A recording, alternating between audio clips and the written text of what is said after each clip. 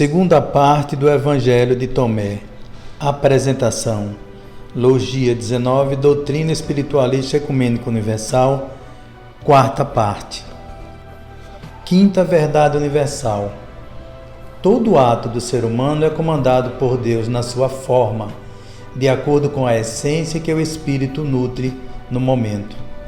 Se não somos seres humanos, se não existe uma vida material e as coisas não são o que pensamos ser, o que serão então estas coisas? Afirmamos em nossas verdades universais que a vida do ser humano é uma prova para o espírito que habita a carne e, portanto, todas as coisas que acontecem materialmente não passam de questões desta prova. Por isto, o ser humano não tem condições de nelas interferir, pois seria o aluno determinando a questão da prova. Somente o autor intelectual da prova pode escrever as questões. Desta forma, Deus escreve a cada segundo na vida do ser humano as questões que o espírito terá que responder, com amor ou sem amor. Fica mais fácil compreender esta verdade universal compreendendo o ciclo da vida. Ciclo da vida. Sempre que alguma percepção penetra pelos sentidos do corpo físico, visão, audição, olfato, sabor e tato, o espírito escolhe um sentimento para reagir a ela. Por exemplo, quando a visão forma a imagem de uma pessoa que um dia nos causou algum problema, certamente escolheremos a desconfiança para servir de base para o pensamento. Diferente será o sentimento se a pessoa sempre houver sido nossa amiga. Neste caso, sentiremos carinho, amizade e etc. Com base neste sentimento, Deus comanda, através dos seus auxiliares espirituais, uma história que é o pensamento do ser humano. No primeiro caso do nosso exemplo, o ser humano dirá para si mesmo: cuidado, esta pessoa já magoou. Este pensamento, entretanto, não é o do espírito, mas sim uma intuição que Deus manda a ele. Mas Deus não manda este pensamento porque quer que o ser humano não goste da outra pessoa, mas porque ele reflete o sentimento que o espírito sentiu.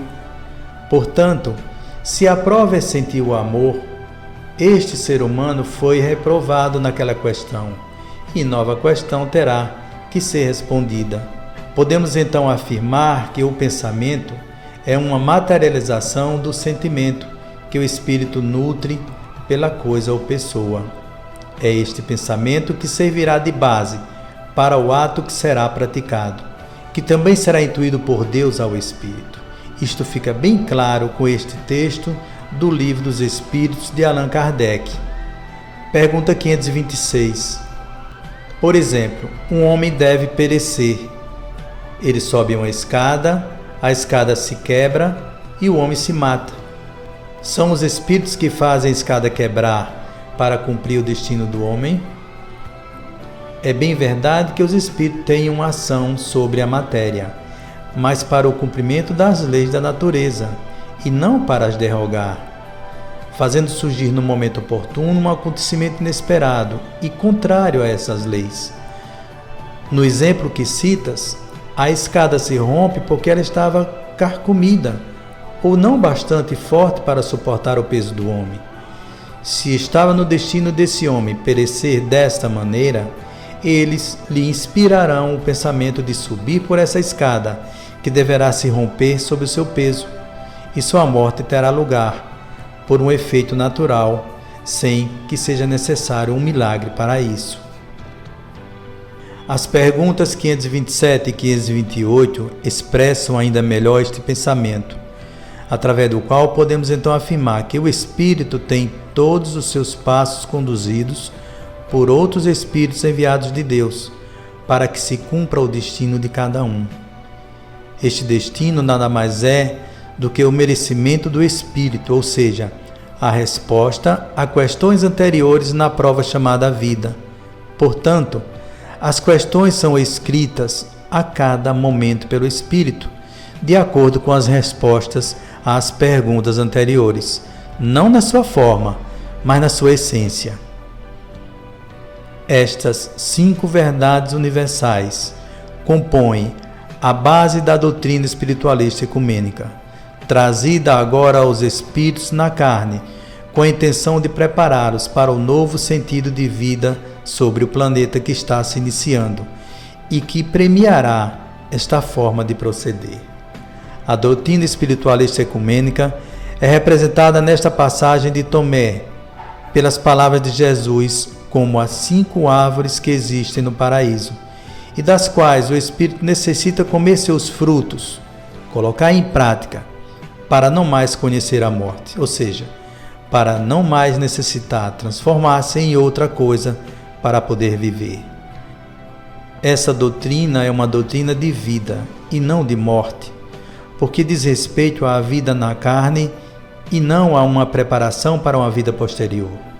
Enquanto todas as religiões brindam a existência de um local diferente desse planeta para que se alcance a vida espiritual e, portanto, preparam o ser humano para ir para lá, a doutrina espiritualista ecumênica ensina ao espírito a já viver em um mundo espiritual dentro da matéria física.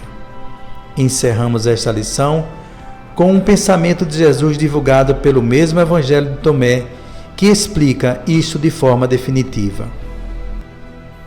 Jesus disse: se aqueles que vos guiam disserem, vê, o reino está no céu, então os pássaros vos procederão. Se vos disserem, ele está no mar, então os peixes vos procederão. Mas o reino está dentro de vós e está fora de vós. Se vos reconhecerdes, então sereis reconhecidos e sabereis que sois filhos do Pai vivo. Breves comentários sobre a parte 4 da Logia 19. Com o entendimento de que Deus é a inteligência suprema e a causa primária de todas as coisas, fechamos a base que constitui o espiritualismo ecumênico universal. A compreensão de que sou um espírito, que se liga a uma consciência humana e seu mundo dito material, para passar por provações e responder com o amor universal, só fica completa quando abdicamos do eu e nos integramos a Deus. Enquanto houver um eu, existirá um Deus imaginado a ser adorado. Deus este que atribuímos a função de contemplar nossos anseios materiais e coadunar com o nosso conjunto de valores individuais. Ou seja, é uma adoração a si mesmo. Ao invés de adorá-lo, devemos nos concentrar em ser um com ele. E isso jamais conseguiremos enquanto estivermos afastados dele, adorando-o. A fé, ou o amor a Deus acima de todas as coisas, nos liberta do eu e nos faz viver o todo espiritual junto com Deus, integrado a Ele. Já a adoração nos faz separar-nos do todo e nos leva a nos vermos como algo separado do todo universal. Na hora que nos entregarmos ao todo universal, do qual Deus faz parte, não mais agiremos com fraternidade por obrigação de sermos bondosos com o próximo. Faremos isso porque compreenderemos que o outro também é parte, é um pedacinho desse quebra-cabeça que chamamos de universo, e não uma peça que tem que ser atacada para não roubar o nosso lugar.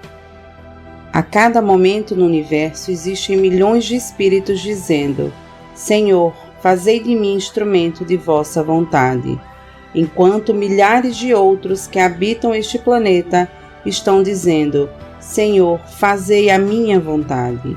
Trilhar o caminho como ser humano é colocar-se à frente de Deus nos atos da vida. Caminhar como espírito é ver Deus e sua ação como a única expressão que existe.